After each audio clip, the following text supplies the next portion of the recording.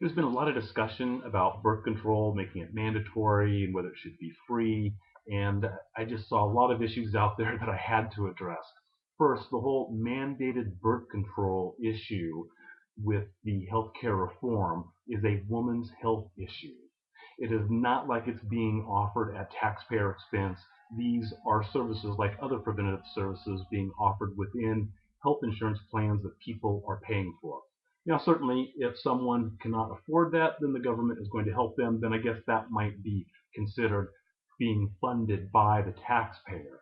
But birth control is a much bigger topic, and certainly contraception is a much bigger topic for women.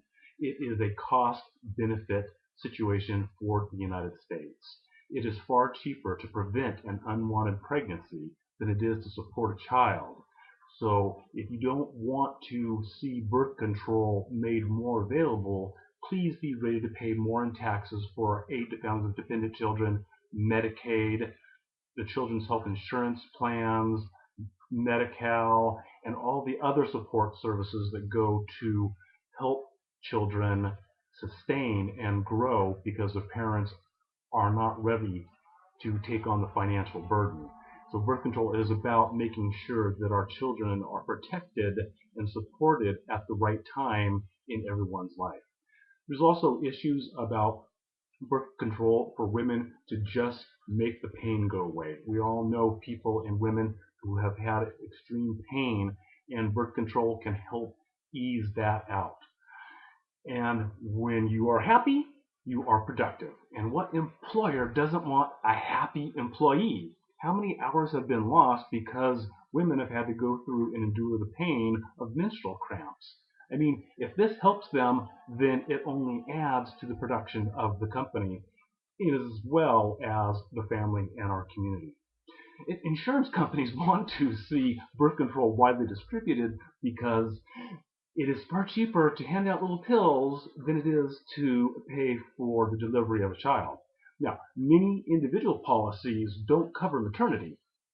So if a woman does get pregnant, that isn't going to be covered. But in the event sometimes of giving birth, there are situations that become medically necessary to intervene to save the life of the mother and the child. And those expenses do get covered under the health insurance plan. So that's an unknown risk. And health insurance companies would just as soon not have to even think about those unknown risks, or at least lower them and mitigate them. So this is a woman's health issue that will contribute overall to our society. Now, this whole thing about religious liberty, the biggest infringement of religious liberty is when the territory of Utah wanted to become a state in the Union. What happened? The federal government forced them to abandon their religious principle of plural marriage. Now, talk about trampling on religious liberties. I mean, come on here. This has nothing to do with that. Religious institutions are employers, and they should have to offer birth control just like any other private insurance company, because we're talking about employees and students here, not just the general public. It's part of the public good.